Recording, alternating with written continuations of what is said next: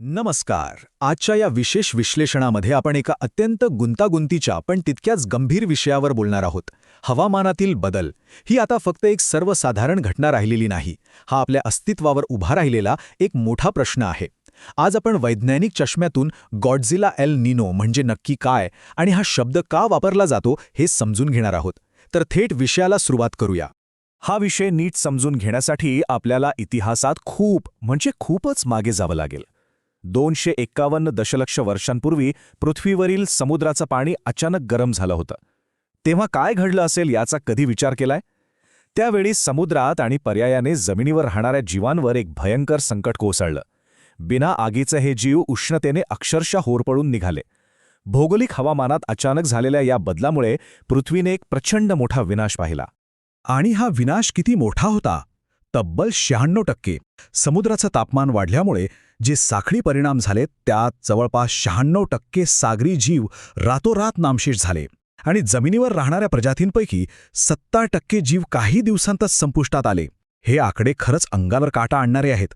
यावरूनच आपल्याला आज मिळत असलेल्या हवामानाच्या इशाऱ्यांची गांभीर्याने दखल घेणं किती गरजेचं आहे हे लक्षात येतं. भाग 1. महासागरातील जीवघेणी उष्णता. आता मुख्य प्रश्न हा आहे की हवामानातील हे एवढे मोठे बदल नक्की होतात कसे? यामागे मुख्यत्वे आपले महासागर कारणीभूत असतात. जागतिक तापमान आणि हवामान नियंत्रित करण्याचं काम महासागरांमध्ये होणारे पाण्याचे प्रवाह करत असतात. पर्वत किंवा मानवी हस्तक्षेपापेक्षाही महासागरातील पाण्याचं हे चक्रच आपलं हवामान कसे असेल हे ठरवत असतं. भाग 2. एल निनो मागील विज्ञान. आता आपण पॅसिफिक महासागराच्या त्या विशिष्ट यंत्रणेवर लक्ष केंद्रित करूया जी भारत, ऑस्ट्रेलिया आणि इंडोनेशिया यांसारख्या प्रदेशांमधील हवामानाचं स्वरूप ठरवते. यालाच विज्ञानाच्या भाषेत ENSO म्हणजेच एल निनो सदर्न ऑसिलेशन म्हटलं जातं. नैसर्गिकरित्या पॅसिफिक महासागराच्या पूर्वेकडील भागात जास्त दाब आणि थंड पाणी असतं. तिथून पश्चिमेकडे जिथे कमी दाब आणि उबदार पाणी असतं तिकडे वारे वाहतात. या वाऱ्यांमुळेच तापमानाचा समतोल राखला जातो आणि मान्सून वेळेवर येतो. या संतुलित अवस्थेला ENSOचा न्यूट्रल फेज म्हणजेच तटस्थ टप्पा मानलं जातं. पण जेव्हा हा समतोल बिघडतो तेव्हा परिस्थिती अगदी उलट होते. न्यूट्रल फेजमध्ये सगळे काही सुरळीत असतं. पण अचानक जर वाऱ्यांची दिशा बदलली म्हणजे वारे पूर्वेकडून पश्चिमेकडे जाण्याऐवजी पश्चिमेकडून पूर्वेकडे वाहू लागले तर सगळं चक्रच उलटं फिरतं. यामुळे पश्चिमेकडचं गरम पाणी पूर्वेकडे जमा होऊ लागतं आणि हवामानाचा समतोल पूर्णपणे कोलमडतो. यालाच एल निनो फेज म्हणतात. आता अनेकांना वाटेल की थोडं तापमान वाढलं तर काय एवढा फरक पडणार, पण फक्त 0.5 ते 1.5 अंश सेल्सिअसची वाढ. होय, पॅसिफिक महासागराच्या पृष्ठभागाच्या तापमानात झालेली एवढीशी वाढसुद्धा जागतिक हवामानाचा समतोल बिघडवण्यासाठी पुरेशी असते. हा आकडा दिसायला खूप लहान वाटत असला तरी त्याचे परिणाम संपूर्ण जगाच्या हवामान चक्राला उद्ध्वस्त करू शकतात.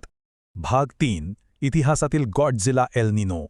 सर्वसामान्य एल निनो तर येत जात असतात, पण आता आपण इतिहासातील अशा काही भयंकर घटनांवर नजर टाकणार आहोत ज्यांना वैज्ञानिकांनी गॉडझिला एल निनो अशी पदवी दिली आहे. गॉडझिला म्हणजे अत्यंत विनाशकारी. आत्तापर्यंतच्या इतिहासात अशा केवळ 3 अत्यंत तीव्र घटनांची नोंद झाली आहे. आधुनिक इतिहासात हे महाकाय बदल कधी घडले तर 1982, 1983 मध्ये पहिला गॉडझिला एल निनो आला. त्यानंतर 14 वर्षांनी 1997-1998 मध्ये सर्वात शक्तिशाली ENSO घटना घडली आणि त्यानंतर 2015-2016 मध्ये भारतासाठी एक मोठी आपत्ती बनून हा एल निनो पुन्हा परतला. हा घटनाक्रम आपल्याला स्पष्टपणे दाखवतो की या आपत्ती आता अधिकाधिक तीव्र होत आहेत. 1982-83च्या पहिल्या गॉडझिला घटनेत जगभरात काय हाहाकार उडाला होता याची कल्पनाही करावणं कठीण आहे. पेरूमध्ये जिथे वर्षाला जेमतेम 6 इंच पाऊस पडतो तिथे चक्क 11 फूट पावसाची नोंद झाली. फ्रेंच पॉलिनेशियामध्ये 6 चक्रीवादळे धडकली. तिकडे ऑस्ट्रेलिया आणि आफ्रिकेत एवढा भयंकर दुष्काळ पडला की झाडाच्या पानांना आपोआप आग लागू लागली. एवढंच नाही तर अमेरिकेच्या ऑरेगॉनमध्ये शार्क माशांचे हल्ले वाढले आणि न्यू मेक्सिकोमध्ये चक्क प्लेगची साथ पसरली. सगळंच अकल्पनीय. या सगळ्या नैसर्गिक आपत्तींचा जगाच्या अर्थव्यवस्थेवर झालेला परिणाम थक्क करणारा होता. 1982-83च्या या एका घटनेमुळे जागतिक अर्थव्यवस्थेला तब्बल $4.1 ट्रिलियन फटका बसला. हे नुकसान भारताच्या आजच्या संपूर्ण अर्थव्यवस्थेएवढं प्रचंड आहे. 1997-1998 मध्ये इंडोनेशियाची आर्थिक स्थिती कशी कोलमडी ते पाहूया. एका अत्यंत तीव्र दुष्काळामुळे तिथे 5 लाख हेक्टर पीक जळून खाक झालं. जंगलांना आगी लागल्या आणि अन्नधान्याची प्रचंड मोठी टंचाई निर्माण झाली. एका वर्षात इंडोनेशियाचा जीडीपी $259 अब्ज वरून थेट $14 अब्ज घसरला. 15,000हून अधिक लोकांना उपासमारीमुळे प्राण गमवावे लागले. हा खऱ्या अर्थाने मानवी आणि आर्थिक विध्वंस होता. भाग 4. 2015चा विनाश. या गॉडझिला एल निनोने भारतीय उपखंडाला थेट आणि अत्यंत गंभीरपणे प्रभावित केलं. 17 वर्षांच्या विश्रांतीनंतर आलेलं हे संकट भारतासाठी अत्यंत आव्हानात्मक ठरलं. जेव्हा नासाचे शास्त्रज्ञ बिल पॅटझर्ट यांनी मध्य पॅसिफिकमधली पाण्याची आकडेवारी पाहिली तेव्हा त्यांच्या पायाखालची जमीनच सरकली. पाण्याचं तापमान नेहमीच्या एल निनोपेक्षा 50% अधिक म्हणजे 2 अंश सेल्सिअसच्या वर गेल्याचं त्यांना आढळलं. आणि तेव्हाच त्यांच्या तोंडून हे शब्द बाहेर पडले, हो, गॉडझिला एल निनो आहे. भारतावरील याचा परिणाम अतिशय धक्कादायक होता. 2015मध्ये पावसात 14% तूट निर्माण झाली. यामुळे देशातील तब्बल 60% शेतजमीन पूर्णपणे उद्ध्वस्त होण्याच्या मार्गावर होती. महाराष्ट्र, मध्य प्रदेश, उत्तर प्रदेश आणि राजस्थानसह 11 राज्यांमधील 266 जिल्ह्यांमध्ये नजीकच्या इतिहासातील सर्वात भीषण दुष्काळ पडला. आणि या दुष्काळाची सर्वात मोठी किंमत सामान्य माणसाला चुकवावी लागली. तब्बल 33 कोटी नागरिक थेट प्रभावित झाले. 2015 आणि 2016 या 2 वर्षात 24,000हून अधिक शेतकऱ्यांनी प्राण गमावले. केवळ उष्णतेच्या लाटेमुळे एप्रिल-मे महिन्यात 25,000पेक्षा जास्त मृत्यू झाले. याशिवाय डेंग्यू आणि मलेरियासारख्या आजारांनीही थैमान घातलं. परिस्थिती हाताळण्यासाठी आपत्कालीन निधीतून हजारो कोटी रुपये खर्च करावे लागले.